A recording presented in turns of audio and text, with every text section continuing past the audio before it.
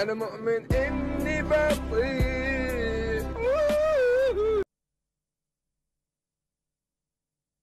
At least for now, anyway. Bitcoin is on an absolute parabolic path. 18% in a single day. 19% in a single day. This is ridiculous. It's at this moment that I feel watching this movie. Okay, not just this bit. The whole entire movie.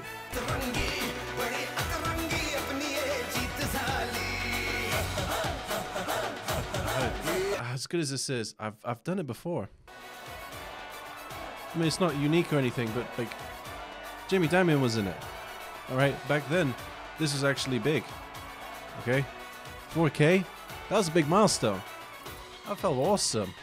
Anyway, sorry for rehashing the old content. I've got sad news to report, everybody. Steam has stopped accepting Bitcoin as a payment method. Yes, I know. They've stated volatility and fees as a reason they needed to stop, as they've gotten too extreme, which makes sense. 20% of the day is kind of ridiculous. Still, it is slightly disappointing that they didn't opt for a cheaper alternative. There are plenty of them. Meanwhile, ultra fast and ultra low fee scaling form in the form of Lightning Network is getting tested at the moment. I'm super excited about it. Politics aside, I've talked and talked and talked about the situation, and I don't care anymore. I'm pretty fed up of it. This is potentially the most important upgrade Bitcoin has ever seen since its Genesis block. And yes, I'm aware of Lightning Network's critics, vaporware, Blockstream fingers, all that kind of stuff. We can't have a system where there aren't people who are benefiting more than others, I've found, whether it's BTC or it's BCH or anywhere. So I don't care anymore. Just give me a fast and a cheap Bitcoin, please. That's what I want now. And it's ramping up big time. Compatibility achieved. Someone testing it. I will link this below if you would like more information. I don't know when we can expect to see this implemented, but testing, I would say, is ahead of schedule. This is a game changer. What happens when Bitcoin is super fast and super low fee? Okay, what happens when that happens? I tell you what, Crypto Daily becomes happy. Not that I'm not, but just a little bit more, you know? Hello, darkness, my old friend. Ethereum's Bitcoin valuation has been falling for a long time, but that's pretty fair, it's pretty standard when Bitcoin rises as fast as it does. This is very common to see even for coins that are growing USD wise, because you need less Bitcoin to be worth the same USD. At the moment, it seems to be on a bit of a dip. I don't think network congestion is really driving it. I think primarily it's Bitcoin that's flying that's causing it, but the kittens aren't helping. This is excellent.